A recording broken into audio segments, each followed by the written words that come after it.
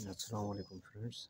सारे स्टूडेंट्स जितने भी आज हैं यहाँ पे, उनको एक बात मैं क्लियर कर दूँ कि काफ़ी वजूहत की बेसिस पे जो है हम पिछली 1-2 क्लासेस नहीं ले पाए थे।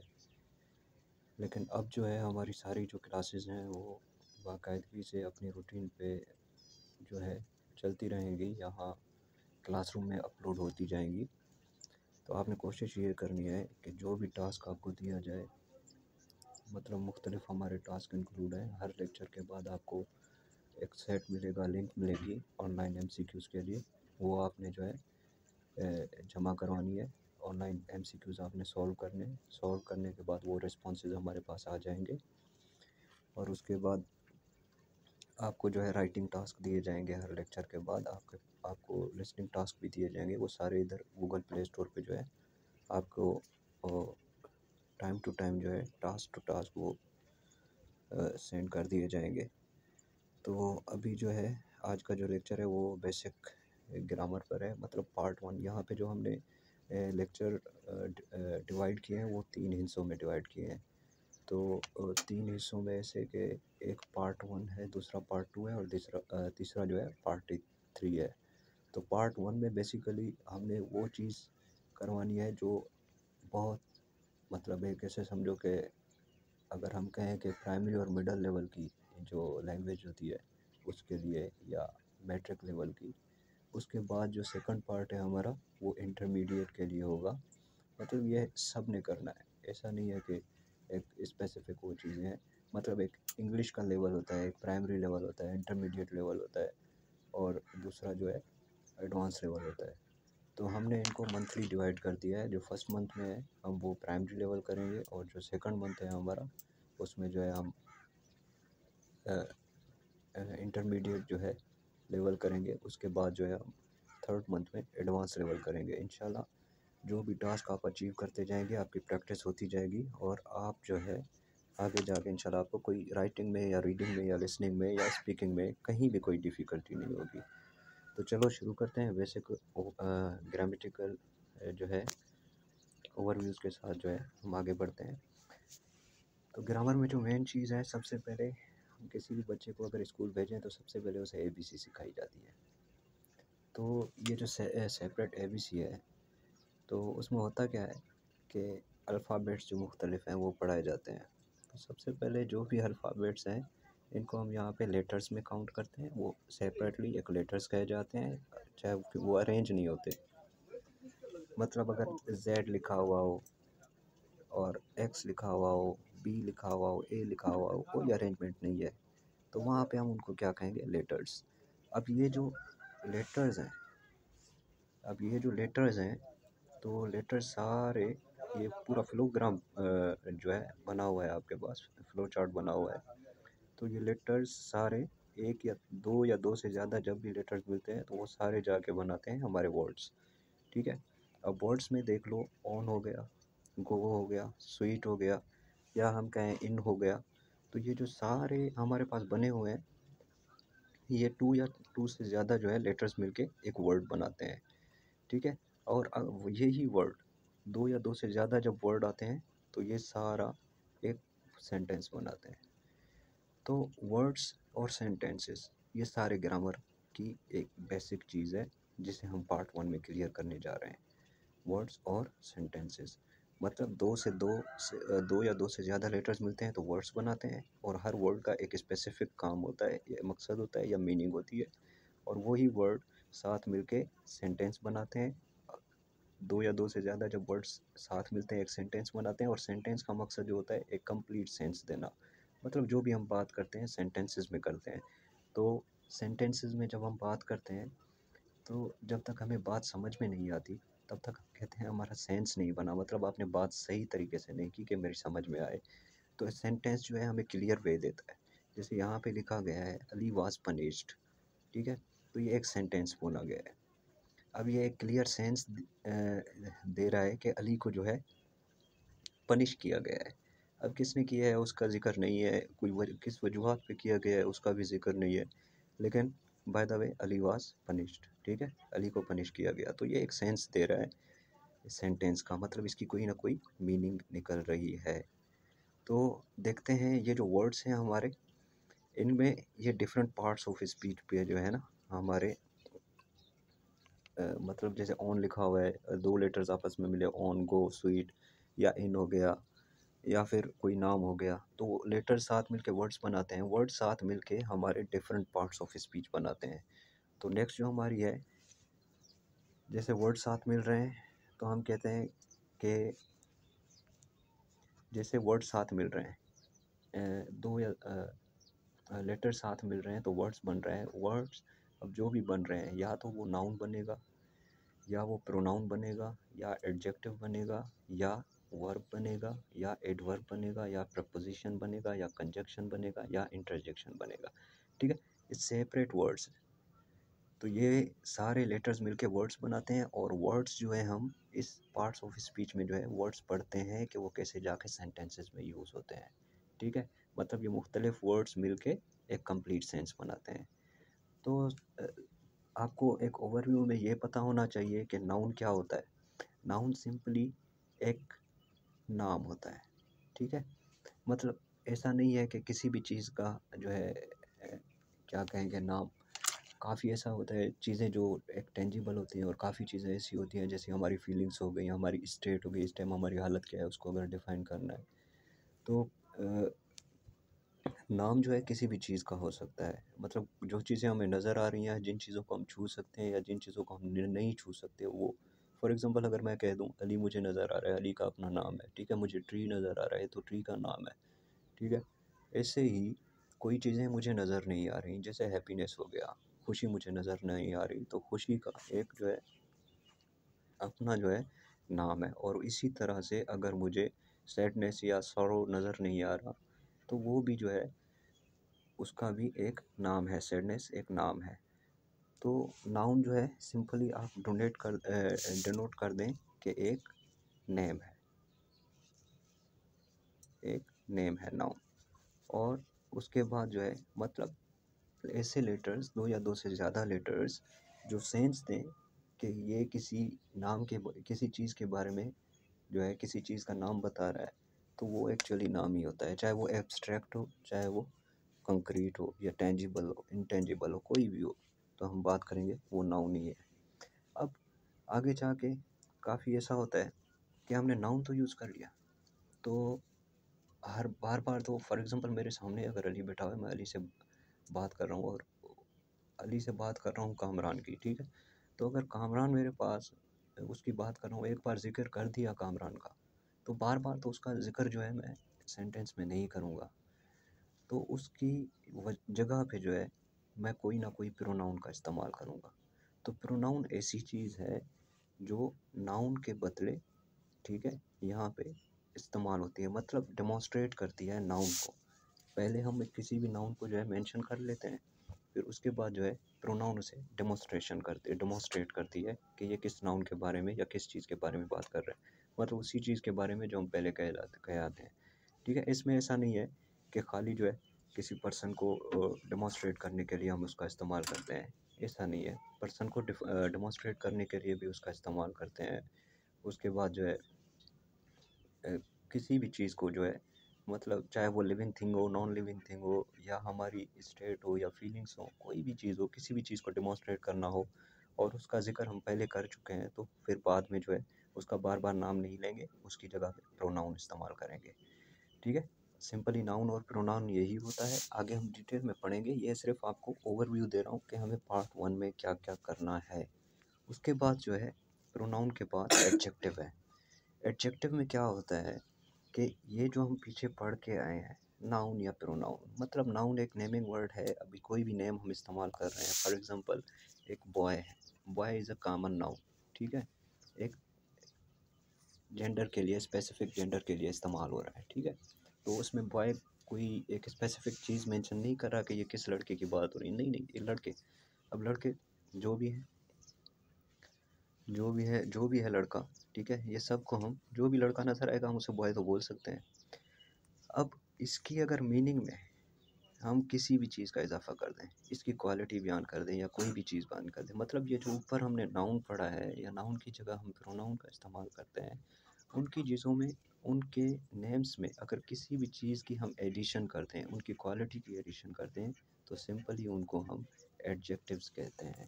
फॉर एग्ज़ाम्पल जैसे मैंने नाउन की बात की, अब यहाँ पे मैंने कॉमन नाउन लिखा हुआ है बॉय, अब इसमें एडिशन कर रहा हूँ किसकी, फॉर एग्ज़ाम्पल मैं यहाँ पे इसको गुड बॉय कहता हूँ, ठीक है। अब ये जो गुड हो गया, अब ये जो गुड हो गया वर्ड और दूसरा वर्ड है बॉय, अब ये जो दो सेपरेट वर्ड हैं एक सेंस दे रहे हैं, तो इनका मतलब क्या है कि बॉय तो एक नाउन हो गया, ठीक है, जो हम किसी जेंडर के लिए इस्तेमाल कर रहे हैं, और गुड जो है वो इस बॉय की क्वालिटी स्टेट कर रहा है, मतलब बॉय की मीनिंग में एडिशन कर रहा है या क्वालिटी उसकी बयान कर रहा है। तो हम इसको सिंपली ऐसे ही बोलेंगे कि गुड जो है एक्चुअली एडजेक्टिव के तौर पर यूज़ हो रहा है। तो ऐसे हम आगे जाके डिटेक्ट करेंगे, चीज़ों को डिटेक्ट करेंगे कि एक नाउन कौन सा है, प्रोनाउन कौन सा है, एडजेक्टिव कौन सा है, या वर्ब क्या चीज़ है। तो इन चीज़ों को जो है आगे जाके डिटेक्ट करने वाले हैं। तो एडजेक्टिव के बाद जो है हमारे पास वर्ब है। अब ये जो वर्ब है, वर्ब किसको बोलते हैं? बेसिकली कोई भी अगर हम बात करते हैं या कोई भी काम करते हैं, कोई भी एक्शन करते हैं, तो उसमें ज़ाहिरी सी बात है हम जो भी काम कर रहे होते हैं उसे हम वर्ब कहते हैं। एक्शन वर्ड होता है ये, मतलब कोई भी एक्शन, हम कोई भी एक्टिविटी कर रहे हैं तो उसे हम वर्ब कहते हैं। अब कैसे? फॉर एग्ज़ाम्पल ईट है, अब एक्टिविटी कौन सी हो रही है? ये तो है, ईट तो एक वर्ड हो गया, ठीक है। एक्टिविटी यहाँ पे आप नोट करो, इस ईट में एक्टिविटी कौन सी हो रही है? सिंपल जो एक्टिविटी यहाँ पे हो रही है, एक प्रोसेस है खाने का, ठीक है। तो खाने की एक्टिविटी हो रही है, जब खाने की एक्टिविटी हो रही है या भागने की एक्टिविटी हो रही है या दौड़ने की एक्टिविटी हो रही है, कोई भी एक्शन हो रहा है तो हम उसे वर्ब के नाम से पहचानेंगे आगे जाके सेंटेंस में, ठीक है। तो एक बात जो है वो जहन में रख लें, जैसे नाउन है, इंसान का जो ब्रेन है वो हमेशा पिक्चर्स की सूरत में, तो ज़ाहिर सी बात है, सोचता है। तो नाउन या प्रोनाउन की या एडजेक्टिव की बात करें तो इनकी जो हमारे ब्रेन में या माइंड में जो है हमारी पिक्चर जो ज़ाहिर होती है, अपीयर होती है, वो स्टैटिक होती है। फॉर एग्ज़ाम्पल अगर मैं बोल दूँ अली, तो अली का जो है चेहरा एक स्टैटिक चेहरा या हँसता हुआ चेहरा मेरे सामने ज़ाहिर होगा, ठीक है। लेकिन हँसना एक एक्शन है, अली एक स्टैटिक पिक्चर आ रही है ज़हन में, उसके जो मतलब पिक्चर एक ज़हन में, फॉर एग्ज़ाम्पल अली की एक आदत सी है मुस्कुराने की, तो वो मुस्कुराने वाली अगर हमें तस्वीर नज़र आ रही है तो वो उसे हम नाम नहीं कहेंगे, नाम की तस्वीर स्टैटिक होती है, और जो मुस्कुराने वाली तस्वीर आ रही है उसे हम बोलेंगे कि वो एक्शन है, क्योंकि वो एक पूरा एक्शन डिस्क्राइब हो रहा है। तो इसमें ये चीज़ें जहन में रखनी है हमने कि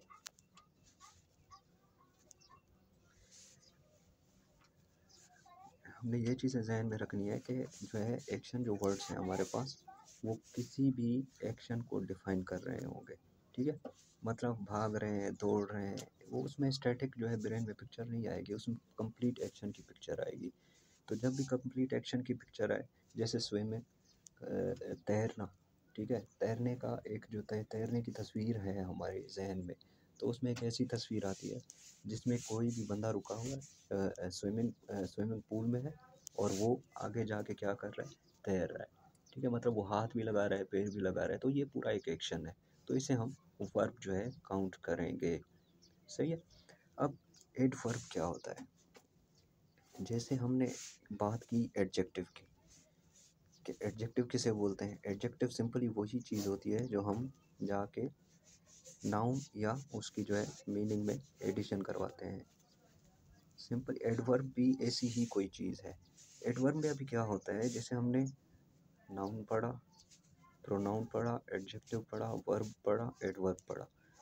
अब ये जो एडजेक्टिव पढ़ के आए हैं और वर्ब पढ़ के आए हैं और अभी एडवर्ब पढ़ने जा रहे हैं, तो एडवर्ब वो चीज़ है जिसे हमने पहले एक सेंटेंस लिखा था, गुड गुड बॉय। तो हमने पहले एक बात की थी कि बॉय जो है हमारा कॉमन नाउन है और गुड जो है वो एक नाउन की जो है स्टेट बयान कर रहा है और नाउन की मीनिंग में एडिशन कर रहा है। मतलब ये बता रहा है कि ये लड़का अच्छा लड़का है, उसकी क्वालिटी बयान कर रहा है। अब हम अगर इसमें मज़ीद एडिशन करें वेरी की, ठीक है, मज़ीद एडिशन कर दी वेरी की, तो ये हो गया वेरी, 3 वर्ड हो गए, वेरी गुड बॉय। अब 3 वर्ड्स ये हो गए। एक जो वर्ड था वो नाउन था, दूसरा वर्ड जो था वो एडजेक्टिव था, नाउन की मीनिंग में एडिशन कर रहा था। अब ये जो वेरी है ये तमाम मतलब एक क्वांटिटी बता रहा है कि बहुत ज़्यादा जो है वो क्या है, गुड है, अच्छा है। तो ये जो क्वांटिटी बता रहा है ये गुड की मीनिंग में इजाफा कर रहा है। तो एक्चुअली ये जब भी कोई भी ऐसा वर्ड जो एडजेक्टिव की मीनिंग में मतलब गुड की मीनिंग में एडिशन करे, इसको मज़ीद ऐड करे, ठीक है, अच्छा तो अच्छा हो गया लेकिन बहुत अच्छा जो है उसमें ज़्यादा एक एडिशन हो गई, या फिर वर्ब में एडिशन करे, ठीक है। तो काफ़ी बार ऐसा होता है कि एडवर्ब जो है वर्ब में, एडजेक्टिव में और अपने आप में भी, मतलब एक एडवर्ब जैसे वेरी लिखा हुआ है इसमें भी वो जो है एडिशन कर देगा। तो इसको मज़ीद हम गहराई में पढ़ेंगे लेकिन इतना जहन में होना चाहिए। फॉर एग्ज़ाम्पल अगर वर्ब का एग्जांपल दे दूँ आपको, यहाँ पे हमने लिखा हुआ है एक एक्शन वर्ड लिखा ईट, ठीक है। ईट जैसे हमने लिखा, अभी हम कहते हैं कि ऐसा कोई वर्ड यूज़ करें जो एडवर्ब के तौर पर इस ईट में मतलब वर्ब में एडिशन करे। तो हम क्या करेंगे, सिंपली हम इसमें अगर लिख लें ईट स्लोली, ठीक है। अब ईट एक वर्ड है, स्लोली अलग से वर्ड है। अब जहन में ये रखना है कि ईट की जो हमारे जहन में तस्वीर आ रही है वो कौन सी तस्वीर है, एक एक्शन की तस्वीर है, ठीक है। अगर स्लोली की बात करें, स्लो स्लोली की अगर बात करें तो ईट के मीनिंग में ऐसी एडिशन कर रहा है खाओ तो सही लेकिन कैसे, धीमे, धीमे से खाओ। तो ये आगे जाके जब हम एडवर्ब पढ़ेंगे तो उसमें मज़ीद जो है हम सीखेंगे कि ये कौन से वर्ड होते हैं और कैसे जाके चेंज करते हैं या एडिशन करते हैं सेंटेंसेस में।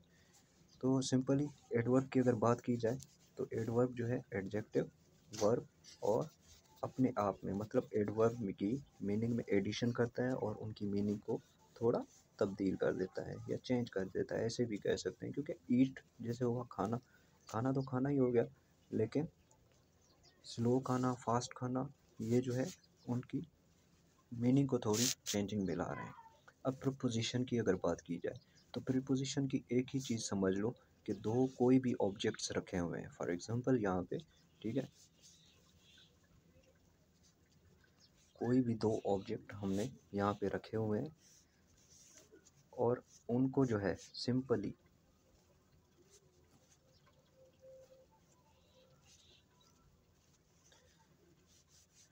उनका रिलेशन आपस में अगर बयान करना है तो हम सिंपली हम कहेंगे कि ये प्रपोजिशन है। फॉर एग्जांपल मेरे पास एक टेबल पड़ी हुई है और टेबल पे मैंने बुक रख दी, तो ये बुक और टेबल के बीच में जो रिलेशन है, ठीक है, वो अगर ज़ाहिर करूँ, अगर बुक के ऊपर पड़ी हुई है या नीचे पड़ी हुई है या साइड में पड़ी हुई है या उसके डेस्क के अंदर पड़ी हुई है, तो टेबल के अंदर ऊपर बाहर नीचे कहीं भी कोई चीज़ पड़ी हुई है, हम रिलेशन से बात कर रहे हैं कि भाई जाओ वहाँ स्पेसिफिक जो है लोकेशन उसे मेंशन कर रहा है। तो वहाँ पे जो है किसी भी ऑब्जेक्ट की, हम किसी भी ऑब्जेक्ट से अगर रिलेशन ज़ाहिर करेंगे तो प्रीपोजिशन उसे कहते हैं। और कंजक्शन की अगर बात की जाए तो जैसे ये पीछे हम वर्ड्स पढ़ के आए हैं, डिफरेंट वर्ड्स, ये भी एक वर्ड है।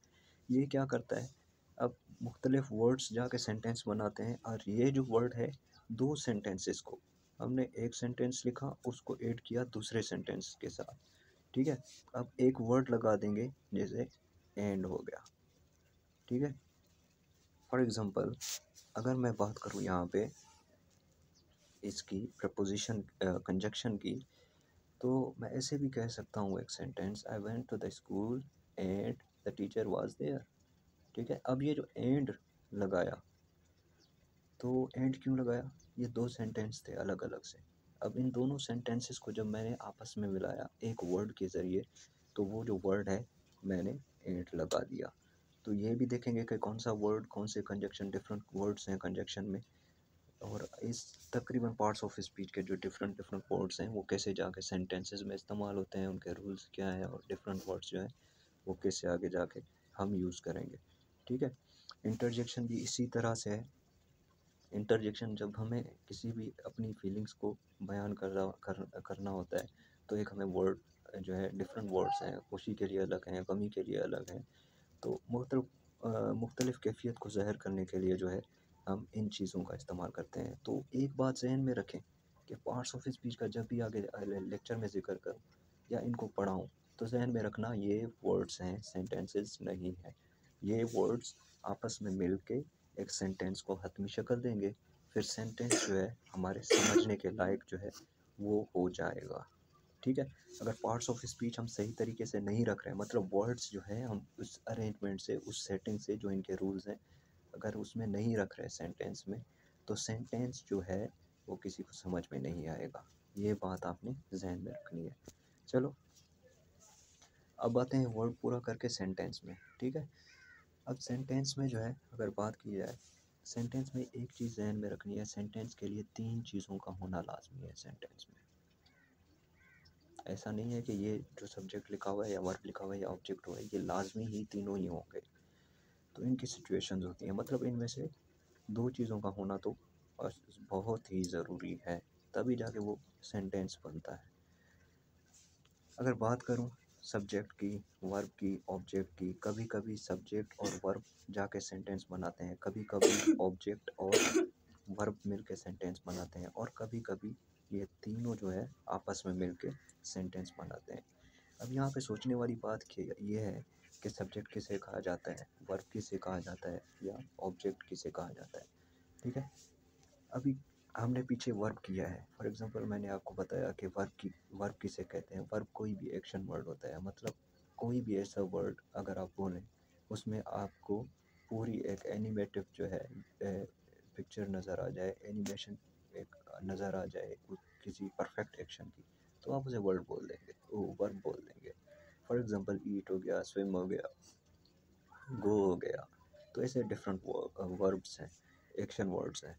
ठीक है। तो इन एक्शन वर्ड से हम अगर फॉर एग्जांपल ईट से अगर हम कोई क्वेश्चन करें, ठीक है, मैं यहाँ से इससे क्वेश्चन करता हूँ व्हाट का। ठीक है। लाजमी है व्हाट ही का क्वेश्चन किया जाए इनसे इंक्वायर करने के लिए। अब एक्शन ये क्या है, ईट। ईट से पूछ रहे हैं व्हाट डिड यू ईट। कोई भी अगर पूछ रहा है आई ईट, सेंटेंस बोल रहा है आई ईट, तो हम अगर उससे पूछें व्हाट डिड यू ईट, आपने क्या खाया, तो जाहिर बात है वो किसी चीज़ का नाम बताएगा। वो अगर बोल रहा है मैंने जो है ईट एन एप्पल, एप्पल खाया। ठीक है। मुझे लेक्चर स्टॉप करना पड़ा थोड़ी देर के लिए।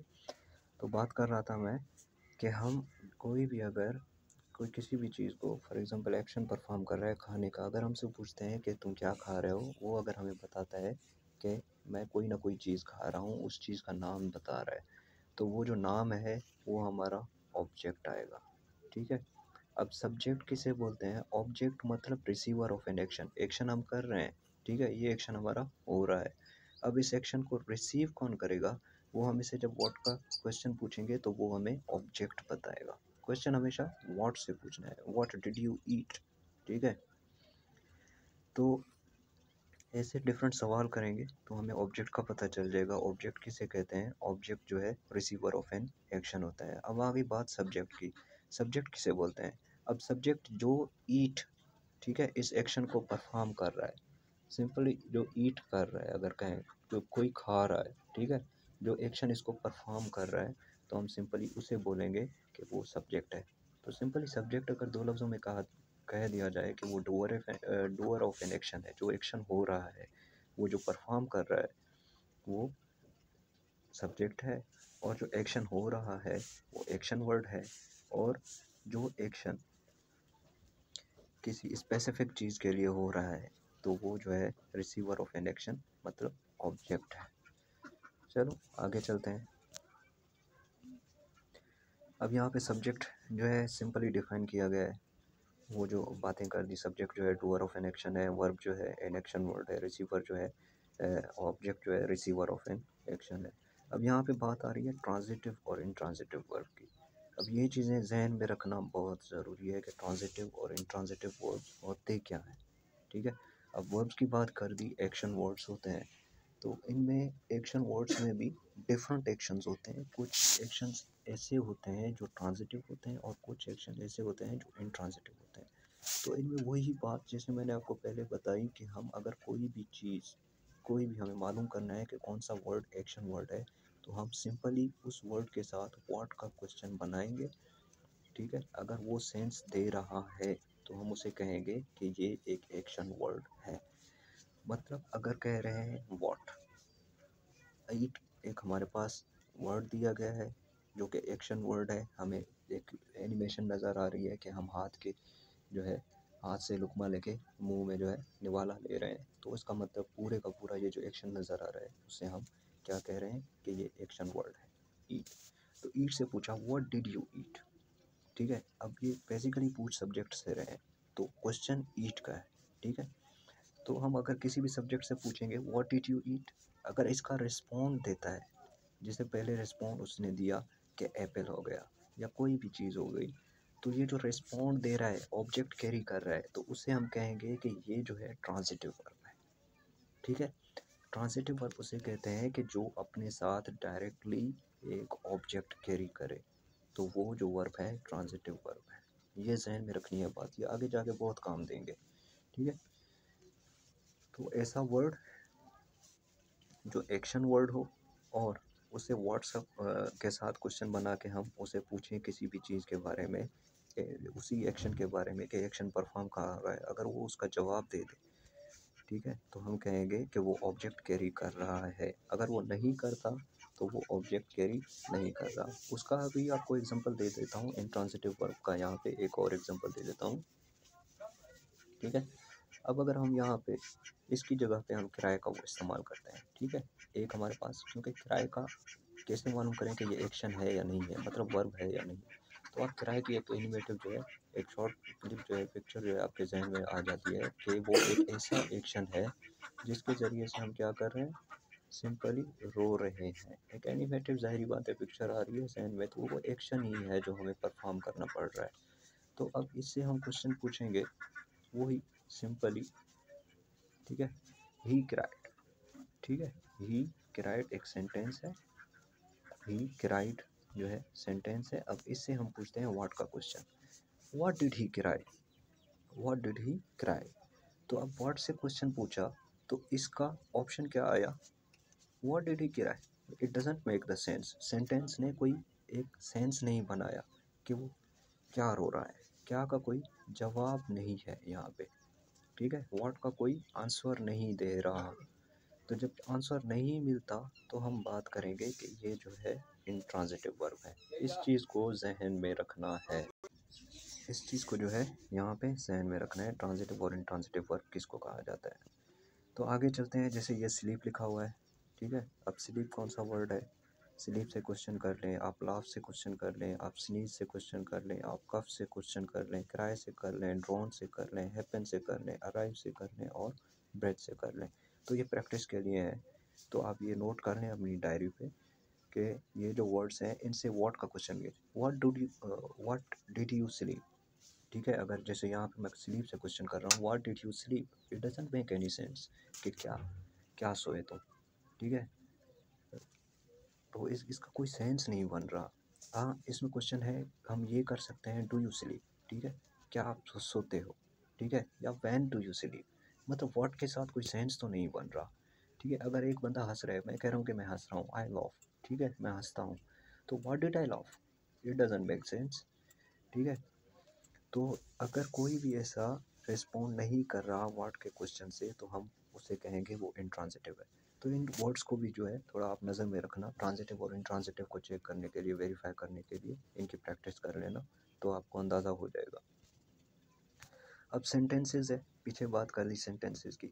सेंटेंसेस की बात की थी कि वो सब्जेक्ट, ठीक है, या वर्ब को कैरी करेंगे अपने साथ, या ऑब्जेक्ट और वर्ब को कैरी करेंगे, या फिर ये तीनों चीज़ें जो हैं इसमें शामिल हो जाएंगी। सब्जेक्ट भी हो जाएगा, वर्ब भी हो जाएगा और ऑब्जेक्ट भी हो जाएगा, ठीक है। तो वो सेंटेंस जो हम पीछे सीख के आए हैं वर्ब का, कि ऐसे सेंटेंस जो ऐसे वर्ब जो इंट्रांजिटिव होते हैं उनको जो है क्या चीज़ लेने की ज़रूरत नहीं पड़ती, ऑब्जेक्ट लेने की। तो वो सिंपली सब्जेक्ट और वर्ब के साथ बनते हैं, ठीक है। ऐसे सेंटेंस जिनका हमें सब्जेक्ट का पता ना हो, ठीक है, ये जो है सब्जेक्ट का पता ना हो, वो ऑब्जेक्ट और वर्ब का जो आपस में जो सेंटेंस बनता है जहाँ पे सब्जेक्ट इस्तेमाल नहीं होता। काफ़ी ऐसे सेंटेंस होते हैं मतलब जिसमें हमें डूअर का पता नहीं होता। फॉर एग्जांपल मेरी घड़ी चोरी हो गई, ठीक है, या फिर जो है गाड़ी चला रहा है बंदा, मैंने देखी नहीं तो गाड़ी चलाई जा रही है, ठीक है, कौन चला रहा है मुझे पता नहीं है, तो बिल पास जो है हो गया है असेंबली में। तो करने वाले काफ़ी लोग हैं, अंडरस्टूड है कि वो जो वहाँ के रिप्रेजेंटेटिव हैं, MNAs हैं, वो ही करेंगे। तो जहाँ पे हमें डूअर का या तो कंफर्म होता है सबको कि वो कौन है, या फिर ऐसी चीज़ कि हमें पता हो कि डूअर, पता ही ना हो कि डूअर कौन है, तो हम सब्जेक्ट के साथ वो नहीं करते, वो पैसिव वॉइस सेंटेंसेस बनाते हैं, तो उनका जो है इस्तेमाल करते हैं। और सब्जेक्ट वर्ब ऑब्जेक्ट वाले वो सेंटेंसेस होते हैं जिनमें वर्ब ट्रांजिटिव वर्ब यूज़ होता है, तो उसमें जो है वो ऑब्जेक्ट लगाना लाजमी होता है ताकि पता चले कि वो रिसीवर, एक्शन का जो वो रिसीवर है वो कौन है। फॉर एग्जांपल यहाँ पे मैंने एक एग्जांपल दिया हुआ है, ही डाइड सडनली, ठीक है, वो जो है सडनली चला गया इस दुनिया को छोड़कर। अब ये कंप्लीट सेंस बना रहा है, ठीक है। अब इसमें ऑब्जेक्ट की ज़रूरत नहीं पड़ रही, तीन वर्ड्स हैं आपस में मिले एक सेंटेंस बनाया जो कंप्लीट सेंस बन गया। मज़ीद जो है इसमें ऑब्जेक्ट की ज़रूरत नहीं पड़ रही, इसके जो है एक्शन का रिसीवर कोई नहीं है। मतलब डाइट है, डाइट से क्वेश्चन कर लो, डाई से क्वेश्चन कर लो, मरने से, व्हाट के साथ, तो आपको कोई सेंस नहीं मिलेगा, व्हाट का कोई आंसर नहीं मिलेगा। मतलब ये एक इंट्रांजिटिव जो है वर्ब है और ये अपने साथ ऑब्जेक्ट कैरी नहीं करेगा। और उसके बाद अगला जो एग्जांपल है, द कैमरा वाज स्टोलन, ठीक है। अब यहाँ पे स्टोलन जो है स्टील वर्ब है यहाँ पे, चोरी करना। तो अब यहाँ पे एक्शन जो जिसने ये परफॉर्म किया उसका पता नहीं है हमें, तो हम यहाँ पे सब्जेक्ट नहीं लगाएंगे। तो द कैमरा वाज स्टोलन के जो है हमने कह दिया क्योंकि हमें यहाँ पे सब्जेक्ट का पता ही नहीं है। अब स्टील जो वर्ब है वो ट्रांजिटिव वर्ब है, ठीक है। अब मैं अगर सिंपली बात करूँ, ठीक है, स्टील वर्ब से कि व्हाट डिड ही स्टील, एक क्वेश्चन कर रहा हूँ, ही स्टील, उसने कहा कि उसने जो है चोरी की है। मैंने कहा व्हाट डिड ही स्टील, तो उसने कौन सी चोरी की है, तो फिर उसने बताया he has stolen the camera, ठीक है, या ही स्टोल द कैमरा। तो उसने जो है कैमरा जो है स्टील किया है, चोरी की है। तो वो जो है कैमरा जिसकी चोरी की गई है उसका बताना, ऑब्जेक्ट का बताना यहाँ पे ज़रूरी है। तो इसलिए यहाँ पे ये तीन जो स्ट्रक्चर्स हैं सेंटेंस में, ये हम आगे जाके यूज़ करेंगे, इन चीज़ों की जो है प्रैक्टिस करेंगे। अच्छा, तो उसके साथ दूसरा है अहमद स्माइल कामली, ठीक है। यहाँ पे जो स्माइल का लफ्ज़ इस्तेमाल किया गया है, आप इससे भी क्वेश्चन कर रहे हैं स्माइल से कि स्माइल जो है ऑब्जेक्ट कैरी कर रहा है, what did he smile, does it make the sense, मेरे ख्याल में तो नहीं कर रहा। तो अगर नहीं कर रहा है तो आपको इतना समझ में आ जाना चाहिए कि स्माइल है इंट्रांजिटिव वर्ड और ये अपने साथ ऑब्जेक्ट कैरी नहीं करेगा, ठीक है। तो उसी तरीके से अगर हम ऑब्जेक्ट पे आ जाएं तो यहाँ पे एक सेंटेंस लिखा गया है कि he was arrested in connection with the robbery. तो he was arrested, arrested by whom, it is understood that he was arrested by the police. तो यहाँ पे अंडरस्टूड है कि पुलिस ही उसे अरेस्ट कर सकती है इस कनेक्शन के लिए, रॉबरी के कनेक्शन में अगर उसे अरेस्ट किया गया है तो पुलिस ही कर सकती है। तो ये जो अरेस्ट एक्शन वर्ड है ये अपने साथ सब्जेक्ट अंडरस्टूड कैरी कर रहा है, वो लगाने की ज़रूरत नहीं पड़ रही, तभी वो जो है ऑब्जेक्ट के साथ जो है, मतलब रिसीवर ऑफ एन एक्शन के साथ जो है वो क्या हो रहा है, यूज़ हो रहा है। और यहाँ पे अगर दूसरा है द पुलिस इज़ अरेस्टेड, हमने बात कर दी पुलिस की भी, ठीक है, जिसने उसको अरेस्ट किया है। तो यहाँ पे एक डूअर जो है वो शामिल है सिंपली सेंटेंस में। तो हमने बात कर दी कि ये जो सेंटेंस है ये सब्जेक्ट वर्ब ऑब्जेक्ट तीनों चीज़ें कैरी कर रहा है। इसमें और पार्ट्स ऑफ स्पीच भी यूज़ हो रहे हैं, आपने चेक किया होगा, जैसे सडनली हो रहा है यहाँ पे, ठीक है, यहाँ पे द हो रहा है, यहाँ पे जो है मुख्तलिफ पार्ट्स ऑफ स्पीच है यहाँ पे इस्तेमाल हो रहे हैं। उनका जो है हम आगे जाके जैसे पार्ट्स ऑफ स्पीच कवर करेंगे तो हमें पता चलता जाएगा कि ये कौन कौन से पार्ट्स ऑफ स्पीच और किस चीज़ के लिए इस्तेमाल किए गए हैं। ठीक है, ये एक ओवरव्यू क्लास है तो इसमें ज़्यादा जो है डिटेल में बात नहीं करूँगा। तो सेंटेंसेस के बाद अगर आगे बात कर दी जाए, जैसे हमने सेंटेंसेस पढ़े हैं तो यहाँ पे अगर वही सेंटेंसेस जो सब्जेक्ट वर्ब ऑब्जेक्ट कैरी कर रहे थे तो वहाँ पे एक्टिव और पैसिव वॉइस की बात एक्चुअली थी कि जो जहाँ पे हमें पता नहीं होता या अंडरस्टूड होता है कि यहाँ पे ऑब्जेक्ट जो है सब्जेक्ट जो है लगना है या नहीं लगना है, सबको पता है अगर तो लगाने की ज़रूरत नहीं है, अगर पता ही नहीं है तो लगाना पड़ रहा है, तो वो पैसिव वॉइस है। एक्चुअली एक्टिव उसे सेंटेंस कहते हैं जिस सेंटेंस में जो है हमारा डूअर एक्टिवली पार्टिसिपेट कर रहा हो। ये चीज़ें जहन में रखनी है, मतलब सब्जेक्ट उसमें इन्वॉल्व हो। अब यहाँ पे फॉर एग्ज़ाम्पल अगर मैं मोहम्मद आरिफ की बात करूँ, यहाँ पे एक सेंटेंस है, Mohammad Arif has punished his son. ठीक है, Mohammad Arif has punished his son for being unethical with his friends. ठीक है, यहाँ पे एक सेंटेंस दिया गया है जिसमें बताया जा रहा है कि मोहम्मद आरिफ जो है उसने अपने बेटे को पनिश किया, किस लिए? क्योंकि वो अनएथिकल हो रहा था अपने दोस्तों के साथ, उसका उठना बैठना सही नहीं था। तो अब ये जो सेंटेंस दिया गया है, अब यहाँ पे वर्ब यूज़ किया गया है पनिश। ठीक है, तो यहाँ पे अगर देखें पनिश से क्वेश्चन पूछते हैं कि ये इस पनिश को परफॉर्म किसने किया। इस पनिश को जो है एक्शन जिसने पनिशमेंट का किया वो है मोहम्मद आरिफ। वो अगर मौजूद हैं सेंटेंस में तो हम उससे कहेंगे कि ये जो सेंटेंस है एक्टिव वॉइस का है।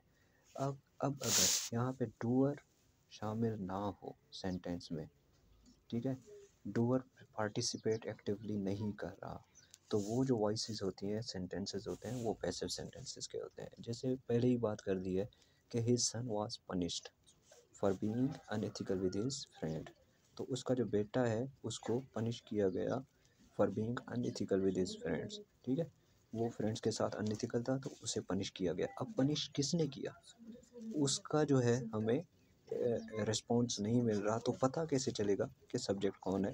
जब पता ही नहीं है कि किसने पनिश किया, या अंडरस्टूड है तो किसी न किसी ने, मतलब किस एक स्पेसिफिक बंदे ने या बाप ने उसे पनिश किया है, अंडरस्टूड है तभी नहीं बता रहे, तो ऐसे जो सेंटेंस हैं वो पैसिव वॉइस के होते हैं। तो आगे जो है हम नरेशन करेंगे कवर, इसके बाद लेक्चर काफ़ी लेंदी हो गया है। एक मिनट नरेशन का जो है टॉपिक वो शुरू होता है। ठीक है, एक्टिव और पैसिव वॉइस में हम नरेशन का इस्तेमाल जो है वो करते हैं। अब नरेशन बेसिकली जो सीक्वेंस ऑफ इवेंट्स या एक्शंस होते हैं जो हम नरेट कर रहे होते हैं, नरेट तर्जमानी करने को बोलते हैं। ठीक है, तो उनके लिए जो है हम डिस्क्रिप्टिव डायलॉग्स बोलते हैं या डिस्क्रिप्टिव डिटेल्स बोलते हैं या डायलॉग्स बोलते हैं। ये जो चीज़ें इस्तेमाल करते हैं तो वो जो है बेसिकली नरेशन कहलाती हैं। मतलब हम किसी भी चीज़ का, किसी भी बात की तर्जमानी कर रहे हैं, उसका तर्जुमा बयान कर रहे हैं, वो हमारी अपनी बात नहीं है। ठीक है, तो हम अगर उसे एग्जैक्टली जो उसने बात बोली अगर उसी में कोट करेंगे तो वो डायरेक्ट स्पीच में इसमें आती है। और अगर हम अपनी ही तरफ से कुछ एडिशन कर लें, मतलब उसमें जो है कुछ और सीखेंगे कि कैसे वो चेंजेस होती हैं, चेंज कर दें उस स्पीच को, तो वो जो है इनडायरेक्ट स्पीच कहलाती है कि डायरेक्टली जो उसने वर्ड कहे हैं वो उसमें शामिल नहीं है, तो इसलिए ये इनडायरेक्ट स्पीच है। तो बेसिक जो बात होती है नरेशन को समझने के लिए वो ये होती है कि आपने ये देखना है कि डिस्क्रिप्टिव डिटेल्स या डायलॉग्स जो हम दे रहे हैं वो एक्चुअली हम डिटेल्स दे रहे हैं किसी की, या किसी के डायलॉग्स बता रहे हैं, तो वो हम नरेट कर रहे हैं, तर्जुमानी कर रहे हैं, वो हमारे नहीं है। यहाँ पे जैसे ये सेंटेंस दिया गया है, the cat crept quietly into the room stalking its prey। ठीक है, मतलब अपने शिकार पे नज़र रखते हुए जो कैट है वो धीमे धीमे से खामोशी से कमरे के अंदर चली गई। ठीक है, अब बिली जो है उसने एक एक्शन परफॉर्म किया, अब बताने वाली बिली नहीं है यहाँ पे, तो जाहिर बात है ये नरेट की जा रही है बात। अब बताने वाली खुद कैट तो नहीं बता रही ना हमें कि मैं आराम आराम से शिकार को देखते हुए कमरे के अंदर चली गई। जब वो नहीं बता रही तो हम डिस्क्राइब कर रहे हैं। ठीक है, जब राइटर जो है इसको डिस्क्राइब कर रहा है तो वो यहाँ पे किस चीज़ का इस्तेमाल कर रहा है, नरेशन का इस्तेमाल कर रहा है। मतलब यहाँ पे वो रूल्स और लॉज जो है नरेशन का इस्तेमाल करेगा, ये चीज़ ध्यान में रखनी है। और उसके बाद जो है John walked down the street, दूसरा सेंटेंस है, feeling the cool bridge on his face and thinking about his upcoming meeting. अब इस यहाँ पे ये चीज़ ध्यान में रखें कि जो दूसरा सेंटेंस दिया गया है वो जॉन के बारे में सेंटेंस है, ठीक है। जॉन के बारे में सेंटेंस है, उसकी फीलिंग्स बयान कर रहा है और उस वो जो है सोचते हुए अपने अपकमिंग इवेंट्स, जो उसके इवेंट्स हैं उसको सोचते हुए जो वो कर रहा है, एक्शन परफॉर्म कर रहा है। तो ये जो है राइटर जॉन नहीं है, जॉन के बारे में जो बता रहा है हमें, जो भी चीज़ बता रहा है, तो जब वो बता रहा है तो हम इसे ये कहेंगे कि वो उसकी चीज़, उसकी जो है कैफियत को या उसके जो है हालात को डिफ़ाइन कर रहा है, डिस्क्राइब कर रहा है, उसकी डिटेल्स बता रहा है। तो ये जो है नरेशन के तौर पे इस्तेमाल की गई है। अब John walk down the street feeling the cool bridge on his face and thinking about his upcoming event. तो आज का लेक्चर जो है काफ़ी लेंदी हो गया है, तो इसको आज यहीं पे ही क्लोज करते हैं। तो टाइम टू टाइम ये चीज़ें जो मैं बता रहा हूँ यहाँ पे, इन चीज़ों का ये आप ध्यान में रखें कि ये जितनी चीज़ें मैंने आपको टॉपिक में करवाई हैं, ये चीज़ें जो है पार्ट 1 में शामिल है। इसमें एक चीज़ जो है मिसिंग है, वो मैंने नहीं ऐड की, वो पैराग्राफ है, ठीक है। तो पैराग्राफ वैसे तो हमारा आगे इंटरमीडिएट लेवल में है, लेकिन यहाँ पे हम करेंगे क्योंकि हमारी जो एक्टिविटीज़ हैं वो पैराग्राफ से रिलेटेड ज़्यादा हैं। तो हम जो भी चीज़ सीखेंगे आगे जाके, तो वो पैराग्राफ की सूरत में जो है शामिल होगी। आपको मुख्तलिफ टास्क दिए जाएंगे, राइटिंग के टास्क दिए जाएंगे, तो पैराग्राफ का बारे में आपको पता होना चाहिए। तो ये जितना भी मैंने आपके साथ डिस्कस किया है, नरेशन और active voice, passive voice, active voice क्या होती है, पैसिव वॉइस क्या होती है, और प्लस में जो है sentences, words, parts of speech, तो ये सारी चीज़ें हम पार्ट 1 में करेंगे। पार्ट 2 में जो हमारी चीज़ें शामिल होंगी वो इससे कुछ एडवांस होंगी, और पार्ट 3 में जो शामिल होंगी वो सिर्फ़ और सिर्फ हमारी एनालिसिस होंगे, रीडिंग के और राइटिंग के और स्पीकिंग के, ठीक है। तो हम वो पार्ट 3 में शामिल करेंगे। तो पार्ट 1 में यही चीज़ें शामिल करें जो हैं बताई हैं, यही चीज़ें हम करेंगे। तो आप कोशिश करें कि इसको जो है कंटिन्यू करें। पार्ट 1 जो है वो हमारे लिए एक इम्पोर्टेंट है, लेकिन इंटरमीडिएट जो पार्ट है, पार्ट 2, वो उससे ज़्यादा इम्पोर्टेंट है। तो पार्ट 3 जो है वो हर बंदा जो है अगर सही तरीके से राइटर वगैरह के टारगेट्स वगैरह उसको अचीव करने होते हैं, वो ज्वाइन कर लेता है। तो अगर बात कर ली जाए 1 महीने की, 1 महीने में आपको सब चीज़ों का अंदाज़ा हो जाएगा कि आप कितना ग्रो कर रहे हैं, ठीक है। 2 महीने में आपको किसी की हेल्प की ज़रूरत नहीं पड़ेगी सिवाय डिक्शनरी के। डिक्शनरी आपके पास हो, आप काम चला लेंगे, आपकी प्रैक्टिस चलती रहेगी, आप चीज़ों को समझने में बहुत आसानी हो जाएगी। और पार्ट 3 जो है वो आपको जो है और मज़ीद जो है मजबूत बनाएगा। इंशाल्लाह आप जो है ये लेक्चर्स देख के बहुत जो है ग्रो करेंगे। Thank you for watching this lecture. शुक्रिया।